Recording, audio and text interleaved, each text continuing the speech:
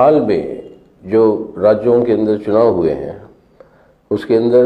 राजस्थान, मध्य प्रदेश और छत्तीसगढ़ में भाजपा को जीत मिली हुई है।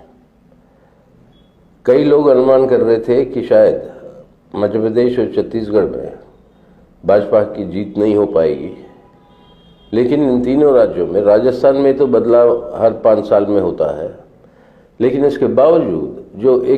कई खास बातें हैं जिसे हमें नोट करने की ज़रूरत है। ये आखिरकार हुआ क्यों? कांग्रेस पार्टी इन चुनावों के अंदर जो पिछली बार उनकी वोट का जो शेयर था उसको उन्होंने बरकरार रखा। टकराव तो कांग्रेस और भाजपा के बीच में था, लेकिन भाजपा ने पिछली बार उनको जो वोट मिला उसे कई गुना आगे वो वोट शेयर में पहुंच पाई, यानी उसके वोट बढ़े हैं। और वो बढ़े हैं उनके लिए कई सारे कारण हैं। मुख्य रूप से अगर कारण देखी जाए ये है कि इन तीनों राज्यों के अंदर सांप्रदायिक ध्रुवीकरण तेज हुई और इससे वो हिंदुत्व का जो वोट जो है वो बढ़ा, और बढ़ोतरी जो वोट के शेयर में हुई, तादाद में हुई भाजपा का, कांग्रेस की घटी नहीं। तो मतलब ये है कि जो निर्दलीय और जो अन्य पार्टियां हैं उनके वोट का एक बहुत बड़ा हिस्सा भाजपा की तरफ गया।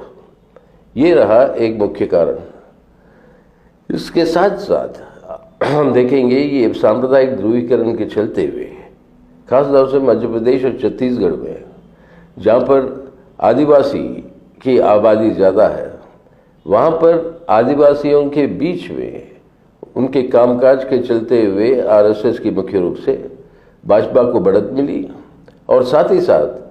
आदिवासियों के बीच में भी सांप्रदायिक ध्रुवीकरण तेज हुआ और कई सारे प्रांतों में, खासतौर से छत्तीसगढ़ में जो ईसाई आदिवासी है उनके ऊपर जो हमले हुए उसके चलते हुए ये ध्रुवीकरण तेज होने का फायदा भी भाजपा को मिला। तीसरा, इसी के साथ साथ प्रधानमंत्री जी कहते रहे कि वो जो है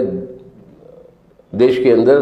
कोई पिछड़े हुए जातियां नहीं है, पिछड़े हुए लोग हैं वो है गरीब हैं, और जो गरीब लोग हैं वो सबसे पिछड़े हुए हैं,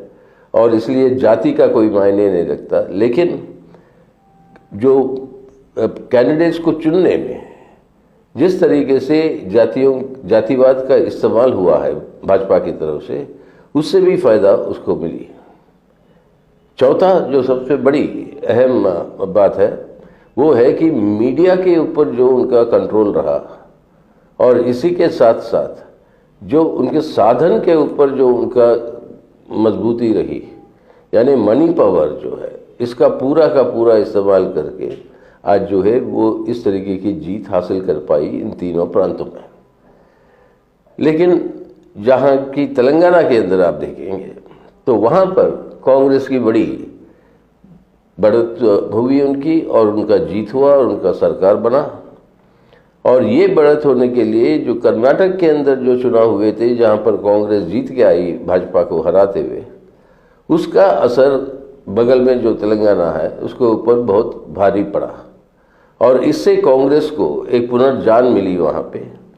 और जो वहाँ की सरकार रही है बीआरएस की, टीआरएस था पहले, अब बीआरएस बना, उस सरकार के भ्रष्टाचार के चलते हुए वहाँ पे लोगों के अंदर जो 10 साल तक ये सरकार जो चलती रही, जब से तेलंगाना का स्थापना हुआ, तो तब से लेकर ये भ्रष्टाचार और जिस तरीके की ये सरकार की व्यवहार रही, तो इसके खिलाफ लोगों का जो नाराज़गी या गुस्सा जो था उसका फ़ायदा पूरा का पूरा कांग्रेस को मिला। बहरहाल मिज़ोरम में जो वोट हुई वहाँ पर जो गठक थे एनडीए के बीजेपी के साथ, मिज़ो नेशनल फ्रंट, उसका बहुत भारी हार हुआ।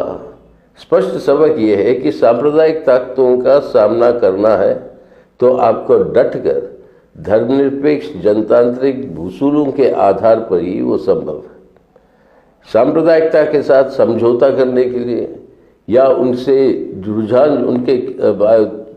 उनके साथ जो है एक किस्म से उनके साथ साथ चलने की जो कोशिश जो करे, वो कोशिशें पूरे साफ नज़र आ रहे कि नाकाम हुए। तो सीधा सीधा टकराव आज ये है कि सांप्रदायिक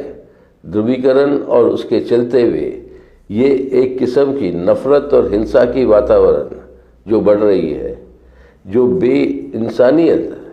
जो जिस तरीके से हमले हो रहे हैं अल्पसंख्यकों के ऊपर, दलितों के ऊपर, आदिवासियों के ऊपर, इन सब का मुकाबला अगर करना है तो इस धर्मनिरपेक्ष जनतांत्रिक